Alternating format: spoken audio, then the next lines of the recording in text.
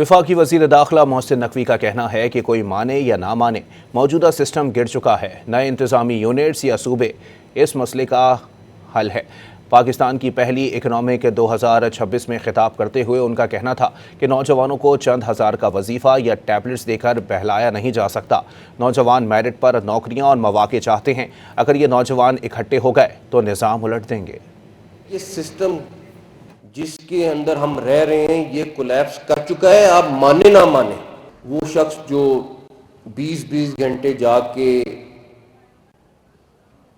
پاکستان کے لیے وہ نام لے کے آتے ہیں، میں ان کو بھی آج کہوں گا کہ یہ فائر فائٹنگ صرف فائر فائٹنگ ہے۔ حل ایک ہے، آپ کو ایڈمنسٹریٹو یونٹس، صوبے، اس کو جو مرضی نام دے دیں، اس کو لے کے جانا پڑے گا عوام کی سطح پر۔ ہم اپنے نوجوانوں کو کوئی 2-4 ہزار روپیہ مہینہ سٹیپنڈ لگا کے یا ٹیبلٹس دے کے خوش کر لیں گے؟ نہیں۔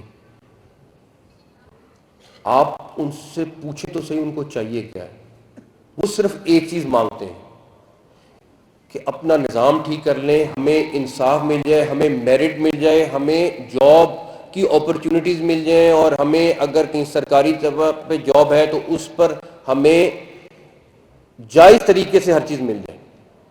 وہ ہم نہیں دے پاتے نوجوان کو۔ اب اس نوجوان کو آپ نوجوان کہیں، اس کو کاکروچ کہیں، اس کو جو مرضی چیز کہیں، لیکن میں ایک چیز سب کو بتاؤں گا، یہ کاکروچ اگر اکٹھا ہو گیا تو یہ ہر چیز کو الٹ سکتا ہے۔ اس کے لیے ضروری ہے ان کی خواہش اس سے پہلے کہ وہ ظاہر کریں، ہمیں پوری کرنی چاہیے۔